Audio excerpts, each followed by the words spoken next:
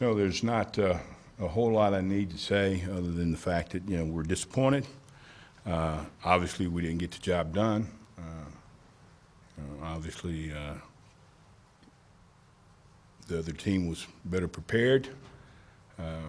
We came out and I know you're wondering how does it happen. I am too, and we give up a big play to start the game. We're going to find a way to get it fixed.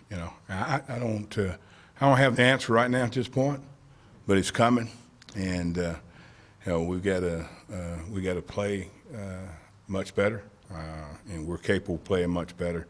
But give San Jose State they did what they needed to do. They were well prepared. With that, I'll start taking questions. Raise your hand. We'll get a mic to you. I guess just had the kind of combination of no pressure on the quarterback and then the receivers all open underneath. Kind of what happened on that? You feel? Well, they did a good job getting rid of the ball quickly, and it's hard when it's it's all, not all, but a lot of quick game. It's coming out quick, and receivers did a good job of running routes and getting open and getting the ball. I think we made some adjustments at halftime that made it a little bit better for us, but it wasn't enough. It wasn't enough, and we didn't get anything that we didn't expect, to be honest with you. In terms of their attack, we knew they were going to get rid of the ball quick. Quarterback was going to get it out of his hands. We knew they had a receiver coming back that's a dynamic player, and so there's not anything that we didn't know. We just didn't play well enough, and we didn't coach well enough. And when I say we didn't play well enough, that's not, understand this. It's not putting it on the players. It's on me. We got to prepare. We got to prepare them, and we got to have them ready for every situation that can happen. And we didn't do a good enough job of that. Chief, I mean, you've obviously been at A&M recently enough that you probably recruited a lot of these guys, obviously coached them or got to know them on the other side of the ball. Kind of emotionally, what does playing A&M mean to you? Well, really, I mean, it's the next game. And certainly, I'll say this, in my time over there, I was treated very well as I could be treated. A lot of good people in the administration, that were and did a tremendous job, but it's just the next game, and that's what we're looking forward to. And we got to go prepare, and we got to be at our best because they're a very, very talented football team. There's no question about that. We've got talent. I'm not going to compare the talent, but we got to be prepared, and we got to have a great week of practice. It got started yesterday, and we got some things accomplished, and I think. We'll have a great practice tomorrow, and that's what it's going to take. It's going to take the best preparation we've had all year. Chief, what have you seen difference between Kellen Mond of last year and Kellen Mond of now? And your game plan against them last year, man, held them below their averages and pretty much across the board. How did you do that? Our guys got ready to play, and listen, that means a lot. You can have a great scheme and. If you guys aren't ready to play, but our kids were ready to play. We kept it simple, and that's what we're trying to do now. But as far as Kevin Mond, he's a talented guy. He can beat you with his arm. He can beat you with his feet. He's got a great group of receivers that are, been around there for a while. They know what to do. They know how to get open, and he can get them the ball. So, it's going to be a big challenge trying to, get him where he's not so comfortable. Because if he's comfortable back there throwing, then he can make anybody look bad. Coach, as you said, you played better in the second half, made some adjustments stuff. Were you surprised, given that on the last series when you guys fought back, tied the game, that they kind of went down the field without much resistance? Well, there's a couple plays that happened, 2 back shoulder throws. And, there's a couple plays before that, and then we got a back shoulder throw and, moved the sticks pretty good. And then we got another one, and they were in field goal range after that. And,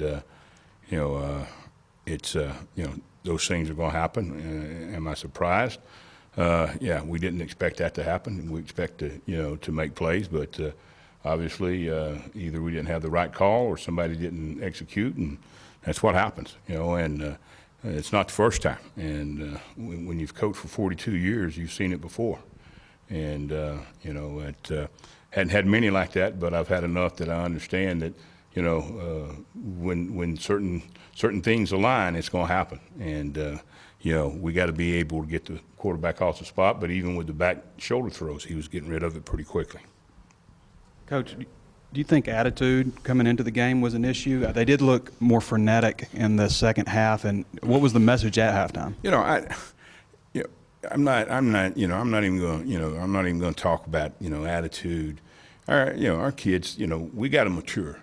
Maybe, and I'm just saying maybe we were a little immature. I don't know. I don't know that for sure. But our kids have had a great attitude. They prepared well last week. Certainly, we can say if we wanted to make excuses, and I'm not going to make excuses, heck, it's my responsibility. I can say, oh, we just didn't, we were flat. No. We're not going to go there. We're not going to go there. Could we have competed better? Could we have competed in some situations and done it with more discipline? Yeah, we could. But again, as I say, and I'm not making excuses for anybody, that goes back to what you get done in practice. And we're sitting here after 4 ball games, and I'll be quite honest with you, it's a frustrating situation for our head coach to look at our defense. It's frustrating for me because we need to be playing better, and we got to get it done in practice. You're not going to just walk out there and play better. We got to get it done in practice, and we got a list of things that we're going to get done, and hopefully it's going to help us, play better.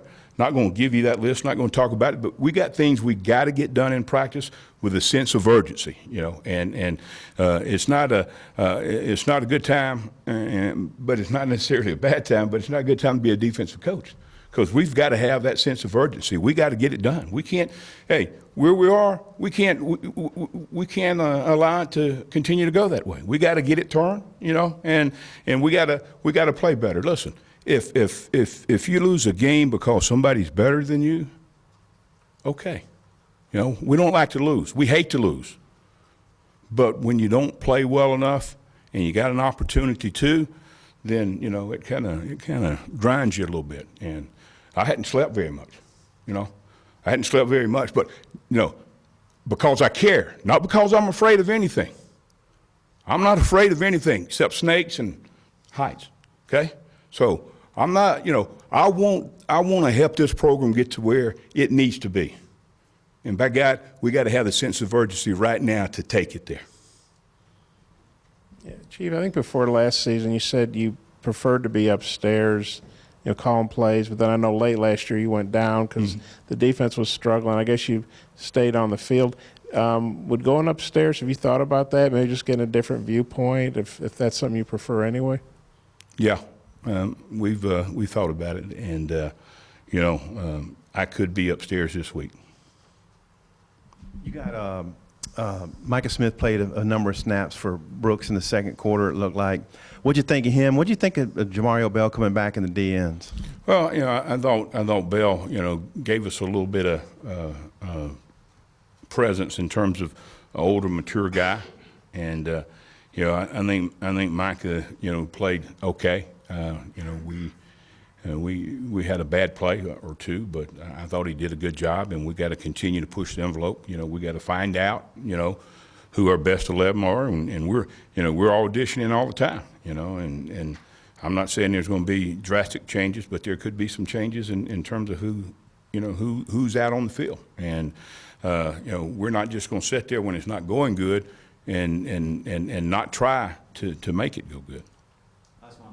Just your overall take on A&M's offense. What impresses you about them? What they do well? Well, they got a tremendous amount of talent, and certainly offensive line. They've got some maturity there, and they look like an NFL offensive line. Running backs are solid. They've had an injury, where they lost one. They're always going to have tight ends that are involved, in Coach Fisher's offense. And they're going to throw the football, and they know exactly what they're doing. They know if they know what coverage you're in, they know how to beat it. And don't sit there and believe that there's a coverage that can cover everything. they're not. They know how to get in the right offensive play, and they give the quarterback an opportunity to check the plays based on what he's seen. Thank you.